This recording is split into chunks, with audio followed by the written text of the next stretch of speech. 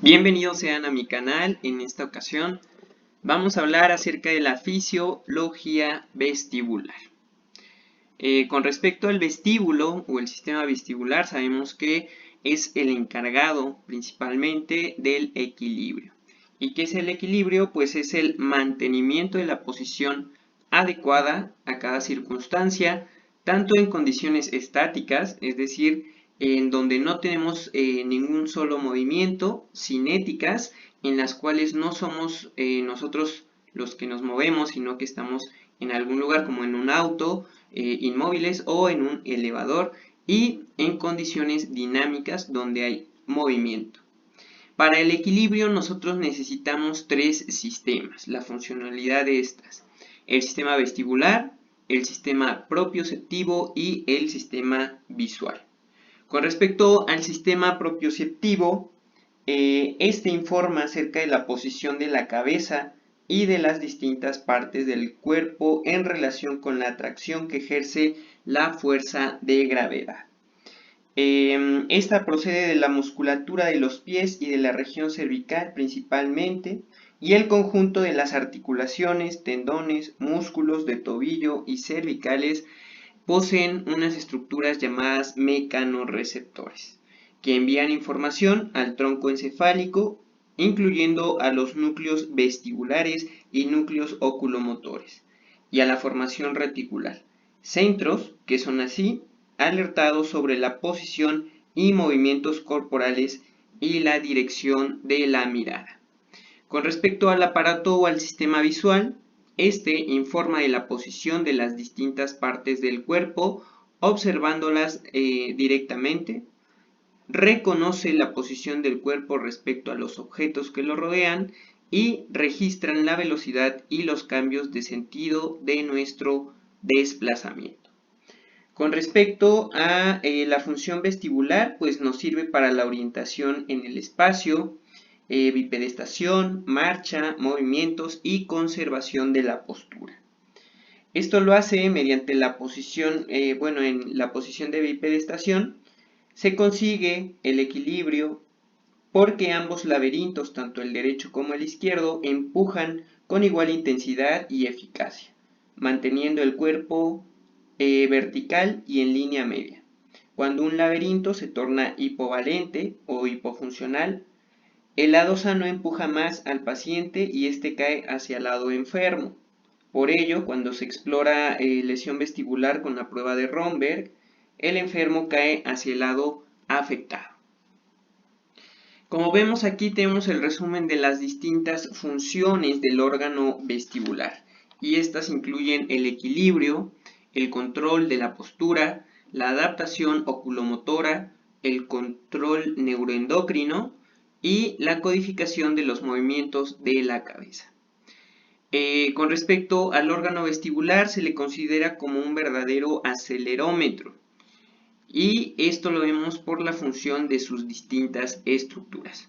Con respecto a los canales semicirculares, estos nos informan acerca de la aceleración angular, es decir, de movimientos rotatorios.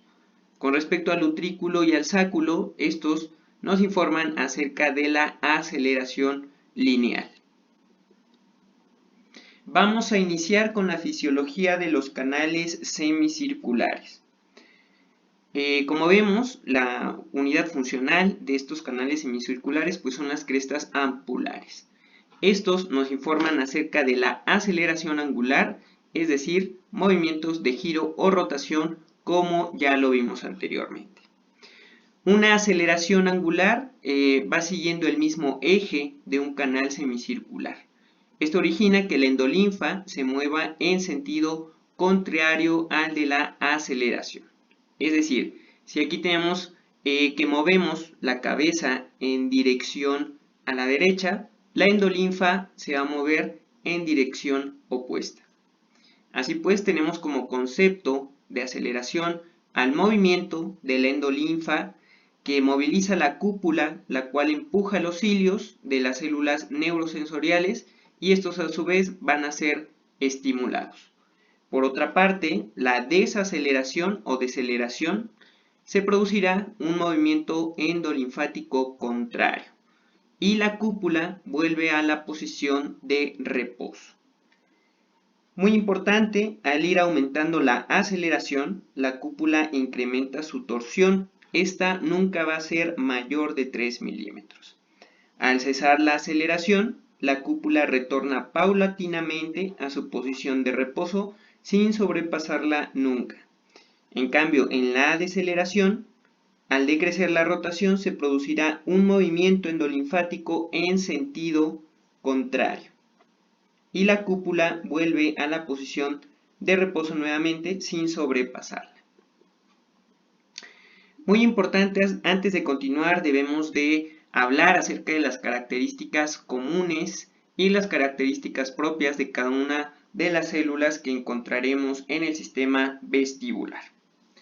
Con respecto a las características comunes, pues vemos que tienen un penacho ciliar y este va a estar compuesto por estereocilios en un número de 60 a 100 agrupados de forma hexagonal como lo vemos en esta microscopía. Compuesto por un esqueleto de actina y estos estereocilios van a estar unidos a la membrana cuticular, lo cual les va a restar un poco de movilidad. Con respecto a sus dimensiones, en su diámetro superior mide de 100 a 900 nanómetros y su diámetro inferior mide 10 nanómetros. Esto también es muy importante para que le dé la movilidad a estas estructuras. Con respecto al quiniocilio, es único y está compuesto por microtúbulos. Este no va a tener unión en la membrana cuticular, lo cual le va a dar mayor movilidad. Y este determina la dirección de la polarización celular. Estas estructuras se encuentran unidas por tip links, que son puentes apicales. Con respecto a las características propias de cada célula, tenemos las células ciliadas tipo 1. También tienen forma de garrafa, como lo vemos en la imagen, y tiene únicamente sinapsis con terminación nerviosa aferente. Realmente toda la terminación o el nervio aferente es quien rodea a esta célula.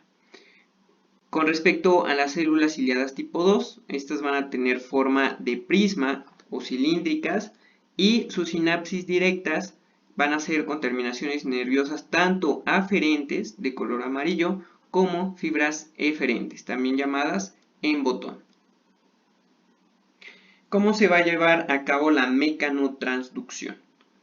La cresta que contiene que está contenida en la endolinfa se mueve por inercia en dirección contraria a la cabeza, como lo vimos anteriormente. Esta empuja a la cúpula gelatinosa, que aquí la podemos ver, la cual a su vez empuja a los cilios de los receptores. Esto produce una despolarización de la célula y una vez que se lleva a cabo esta, se procede al potencial de acción del nervio vestibular. Así tenemos pues una despolarización que ocurre si la angulación de los estereocilios se ejerce hacia el lado del quiniocilio, es decir, el estereocilio va en dirección al quiniocilio, ahí hablamos de una despolarización. Y esto nos da que la célula sufra una excitación.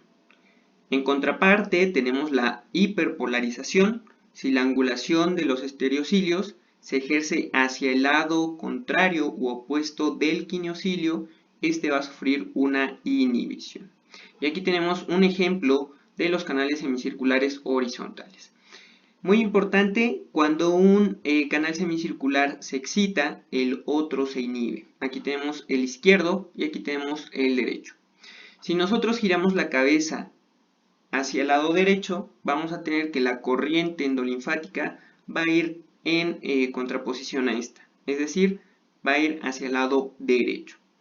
Aquí en la ámpula izquierda tenemos que ocurre la despolarización, es decir, los estereocilios van hacia el quiniocilio y así sufre la célula una excitación.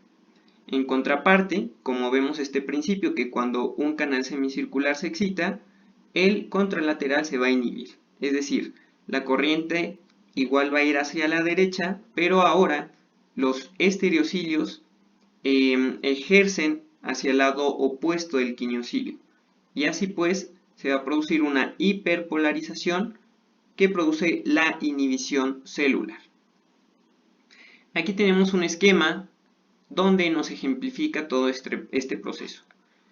Una vez que ocurre el deslizamiento del penacho ciliar, que lo tenemos en el número 1, acontece una tracción de los puentes apicales, que son estas estructuras, con el número 5. Esta tracción produce la apertura de canales de transducción, que son estos canales, y por ende va a entrar tanto potasio como calcio a la célula. El calcio a su vez va a permitir el deslizamiento de la actina, de la miosina sobre la actina, que la tenemos en los quiniosilios, y esto va a producir el cierre de los canales de transducción. Aquí tenemos nuevamente el esquema, el potasio entra a la célula, también ocurre entrada de calcio, el calcio, como lo veremos en las siguientes diapositivas, nos va a ayudar a la liberación de las vesículas a nivel de la sinapsis. Aquí tenemos un esquema en donde nos muestran tanto la excitación como la inhibición. Muy importante, la excitación o inhibición del sistema está en relación con la intensidad de estímulos nerviosos. En el caso de la excitación, se despolariza la célula en 60 milivoltios y a su vez esto va a producir un aumento en la cantidad de impulsos, que estos van de 20 a 30 impulsos por segundo. En su actividad de reposo, como lo vemos en la imagen, vamos a tener que la célula va a estar aproximadamente en 80 milivoltios y la fibra nerviosa va a recoger estímulos de solamente 10 impulsos por segundo. Y en caso contrario, la inhibición es cuando se presenta la célula repolarizada en 120 milivoltios y disminuye el número de impulsos, que estos van de 3 a 10 impulsos por segundo. Continuamos con la neurotransmisión. Una vez que tenemos la entrada tanto de calcio como de potasio, el ion calcio, participa en la movilización de las vesículas. Y esto a su vez produce la liberación de glutamato a nivel de la sinapsis. Se une el receptor posináptico del glutamato y se abren canales de sodio y de calcio en la fibra nerviosa. Para el sodio van a activarse los canales AMPA y para el calcio los NMDA. Y es así como se produce el potencial de acción que se dirigirá al nervio vestibular a nivel del tronco encefálico. Con respecto a los neurotransmisores, el sistema aferente va a utilizar principalmente, lo vemos de color verde, neurotransmisores de glutamato. Y como lo vemos aquí, va a tener receptores AMPA que van a abrir para el sodio y NMDA donde se utiliza el calcio. En cambio, el sistema eferente va a utilizar como principal neurotransmisor la acetilcolina y vamos a tener receptores nicotínicos que van a ser inhibidores y receptores muscarínicos que van a ser excitadores. Muy importante, también vamos a tener otras sustancias. Estos van a ser los moduladores de descarga neuronal, que son principalmente GABA, sustancia P, ATP y muy importante para la patología, histamina. Recordemos que en aquellos pacientes con vértigo se les puede dar antihistamínicos como difenhidramina para controlar la sintomatología vestibular. Con respecto al ciclo del glutamato, los transportadores fijan al glutamato a nivel de las células de sostén. El glutamato a su vez se va a transformar en glutamina mediante la glutamina sintetasa. Esta glutamina se transporta hacia la célula ciliada, en donde va a actuar la glutaminasa para transformar la glutamina en glutamato y nuevamente repetir el ciclo. Importante en audiología, otoneurología, aquí es donde actúan los ototóxicos. Y estos producen que exista una liberación excesiva de glutamato y este produce desprendimiento, tumefacción y retracción de la terminación nerviosa. Uno de los principales medicamentos que actúan a nivel vestibular es la estreptomicina. Con respecto a la endolinfa, esta constituye el motor electroquímico de la transducción mecanoeléctrica. Se produce su secreción a nivel de las células obscuras mediante dos canales, el KCNQ1 y el KCNE1. Estas liberan potasio y este es nuevamente captado por las células ciliadas. En el caso del vestíbulo no posee estas células obscuras y aquí el potasio se dirige desde la endolinfa coclear por medio de la estría vascular, que ya lo vimos en la fisiología de coclear. Dentro de las alteraciones de los canales KCNQ1 y KCN1 tenemos al síndrome del QT largo, síndrome de Yerbel o síndrome de Lange-Nielsen. Estos también pueden cursar con trastornos vestibulares. Con respecto al flujo endolinfático, es muy importante recalcar lo que ya vimos con anterioridad, que cuando un canal semicircular se excita, el otro se va a inhibir. En el caso de los canales semicirculares horizontales, los quiniocilios van a estar situados en el lado de la célula que mira hacia el utrículo. En el caso de los canales semicirculares verticales, los quiniocilios están situados en el lado opuesto al que mira el utrículo. Y aquí tenemos un ejemplo. Si tenemos el canal semicircular horizontal derecho y nosotros giramos la cabeza hacia la derecha, la endolinfa mira hacia el utrículo, hacia la ampolla, aumentando la actividad eléctrica. Ojo con esto, hablamos solamente de canales semicirculares horizontales. A esto se le conoce como ampulípedo. Por el contrario, si se gira la cabeza hacia la izquierda, será en dirección opuesta al utrículo, disminuyendo la actividad eléctrica. A esto se le conoce como ampulífugo. Con respecto a esto es muy importante señalar que hay conexiones entre los canales semicirculares con núcleos que controlan los músculos oculares. Y este es el origen del nistagmus. Para esto se propuso la ley de Florence en 1842, la cual habla acerca de lo siguiente. La estimulación de un canal semicircular va a provocar un nistagmus reaccional que se produce en el plano del canal excitado. Y así tenemos que, en el caso de los canales semicirculares horizontales, también llamados externo o lateral, vamos a tener que va a activar músculos ipsilaterales, que son el recto medial y el recto lateral, y músculos contralaterales que van a ser los mismos, tanto el recto medial como el recto lateral. En el caso del canal semicircular superior o anterior, de manera ipsilateral vamos a tener la activación del recto superior o recto inferior, y de manera contralateral el oblicuo mayor superior y el oblicuo menor o inferior. Con respecto al canal semicircular posterior o inferior, tenemos que va a activar de manera ipsilateral el oblicuo mayor o superior y el oblicuo menor o inferior. Y de manera contralateral el recto superior o el recto inferior. Y continuando con esto vamos a tener también las leyes de Ewald. La primera ley nos dice que la dirección de la fase lenta del nistagmus, es decir, aquella que no vemos, tiene la misma dirección que el flujo endolinfático. Y esto a su vez, gracias a la primera ley, podemos entender la segunda. Esta nos habla que en el caso de los conductos semicirculares laterales u horizontales, las corrientes ampulípetas van a ser excitadoras y las corrientes ampulífugas van a ser inhibidoras. Y en la tercera ley nos hablan de que en los conductos semicirculares verticales, tanto el superior como el posterior, se va a invertir la segunda ley. Es decir, que las corrientes ampulípetas van a ser inhibitorias y las ampulífugas van a ser excitadoras. Con respecto a las leyes de Alexander, nos hablan nuevamente del nistagmus.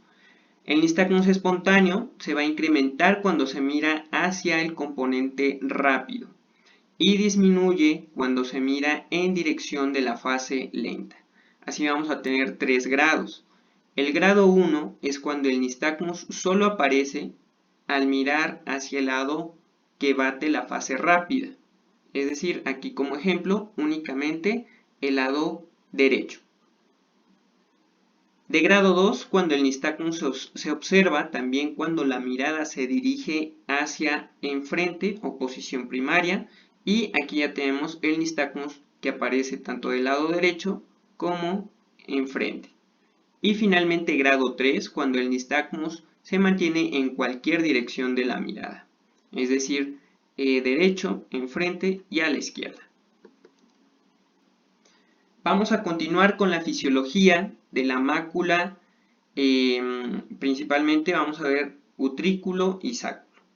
Con respecto a las máculas, como habíamos visto, estas se encargan de la aceleración lineal, es decir, nos va a hablar acerca de posición antero-posterior, lateral y axial. Con respecto al utrículo, se excita con el movimiento horizontal. Recordemos que el utrículo va a tener una relación horizontal con respecto al sáculo, que tiene una posición vertical. Entonces, el utrículo se excita con el movimiento horizontal paralela a la superficie de la Tierra, es decir, cuando el individuo se encuentra de pie. En contraparte, el sáculo se excita con el movimiento lineal vertical, es decir, en posición perpendicular, cuando el individuo está acostado. Así tenemos que la mácula del utrículo y sáculo están en posiciones perpendiculares unas de otras, por lo que en cualquier posición de la cabeza, algunas células ciliadas se activan y otras se van a inhibir.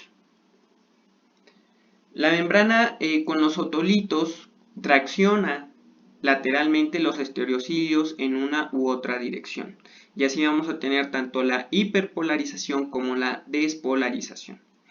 En el caso de la hiperpolarización, la flexión de los estereocilios en sentido opuesto al quiniocilio inhibe, es decir, disminuye la frecuencia de impulsos por segundo, y aquí tenemos el ejemplo de la hiperpolarización. Los estereocilios se alejan del quiniocilio.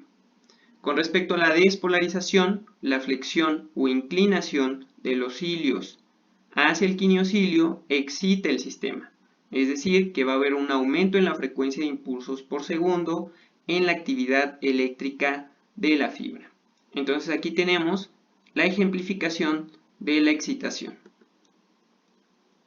Con respecto a la mácula, recordemos que vamos a tener una estructura llamada estriola que va a pasar hacia la mitad de estas máculas.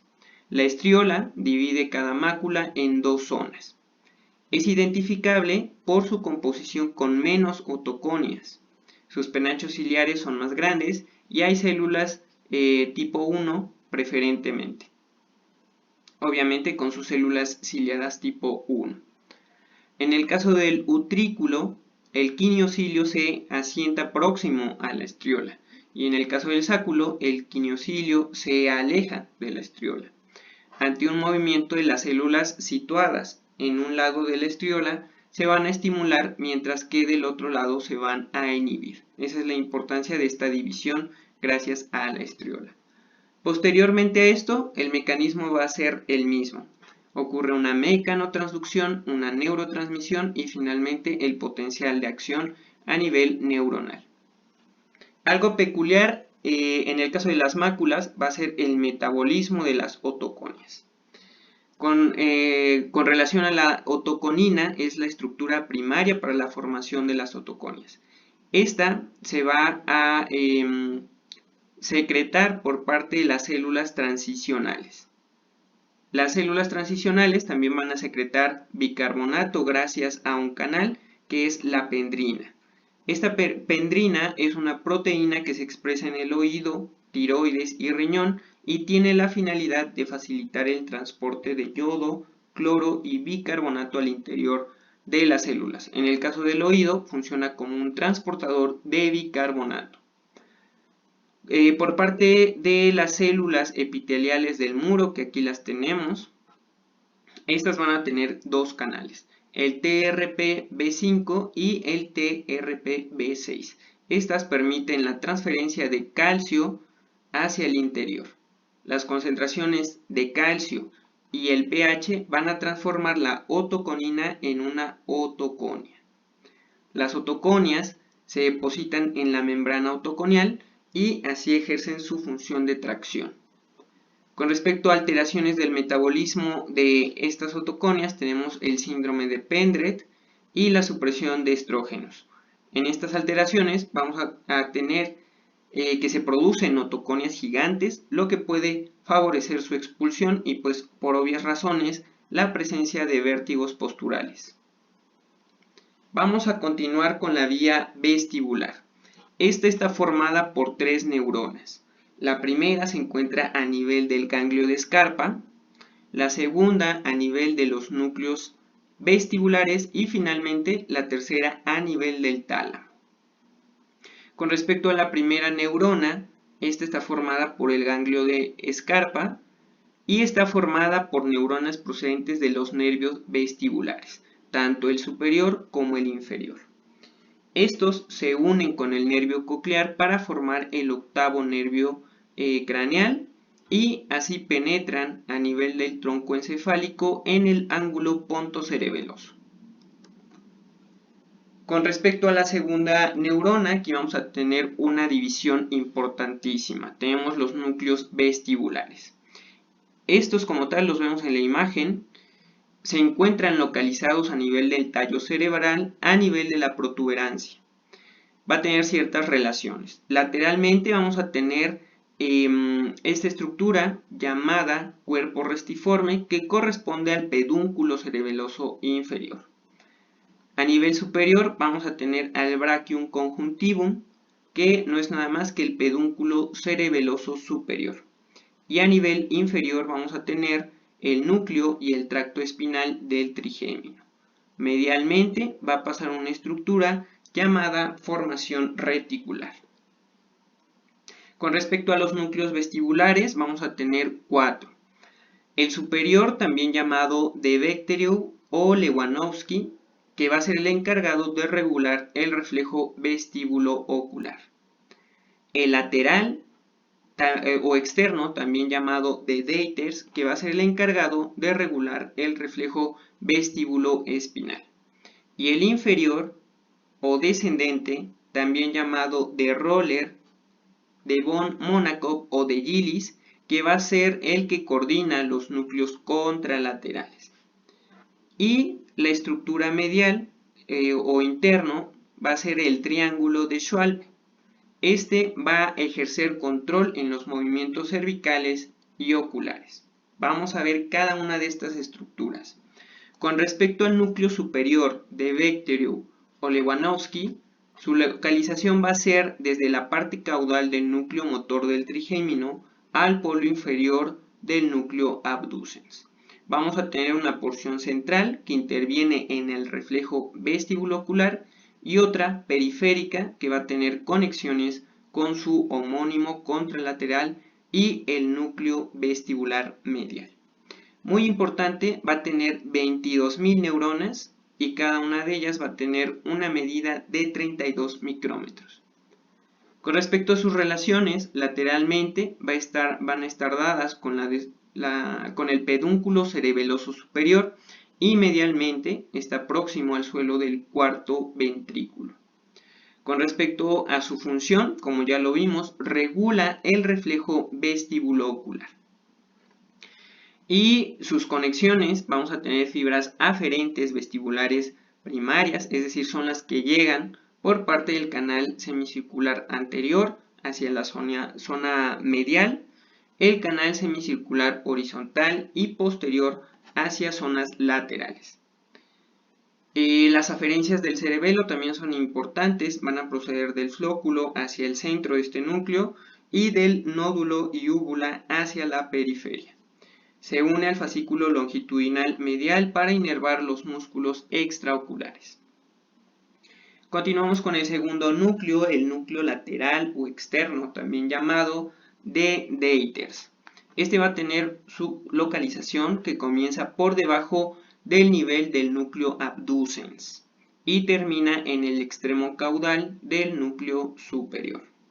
Va a tener 25.000 neuronas y estas van a tener un diámetro, una medida de 50 a 100 micrómetros.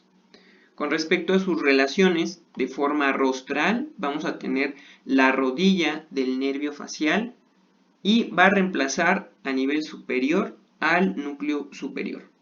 Lateralmente vamos a tener la entrada del nervio vestibular en el tronco encefálico y medialmente vamos a tener la separación del suelo del cuarto ventrículo por el núcleo medial. Su función muy importante va a regular el reflejo vestíbulo espinal. Con respecto a sus conexiones, las fibras ascendentes van a ir al núcleos oculomotores mediante el fascículo longitudinal medial. Y sus fibras descendentes van a estar dadas por la asta anterior de la médula espinal vía el fascículo vestíbulo-espinal lateral. Con respecto a al núcleo inferior, también llamado de Roller, von Monaco o de Gillis, este va a sustituir progresivamente al núcleo lateral. Se sitúa entre el cuerpo restiforme y el núcleo medial, junto al cual termina en el núcleo hipogloso. Va a tener 56.000 neuronas con una medida de 29 micrómetros. Sus relaciones de forma medial va a estar el núcleo y el fascículo solitario y el núcleo dorsal del vago. Lateralmente vamos a encontrar al núcleo cuneiforme externo que lo separa del cuerpo restiforme. Y muy importante, su función va a coordinar los núcleos contralaterales. Con respecto a sus conexiones, las aferencias van a estar dadas por el sistema vestibular periférico, médula espinal y de la úvula cerebelosa.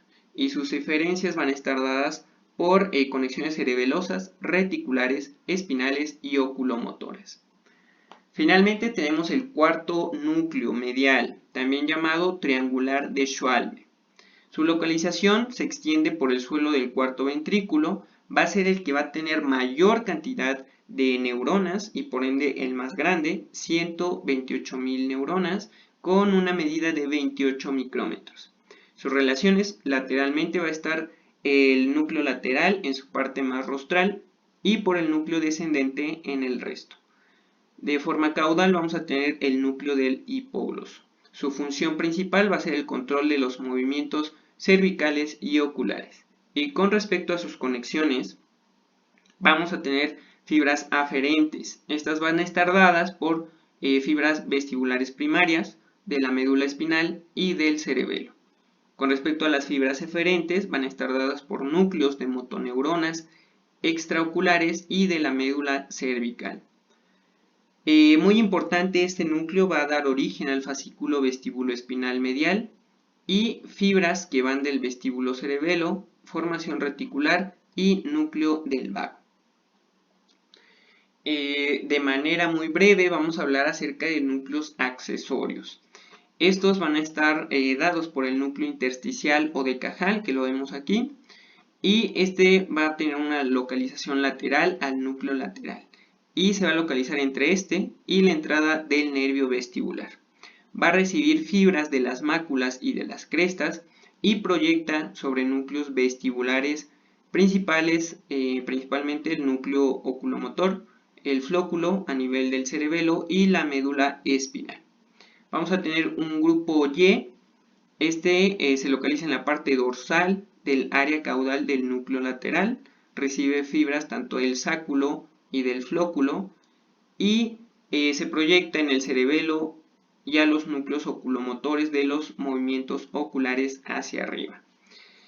Finalmente tenemos el núcleo sub- y supraventricular que se relaciona con el núcleo medial y el núcleo dorsal. Se sitúa entre los fascículos de la estría medular y en el suelo del cuarto ventrículo.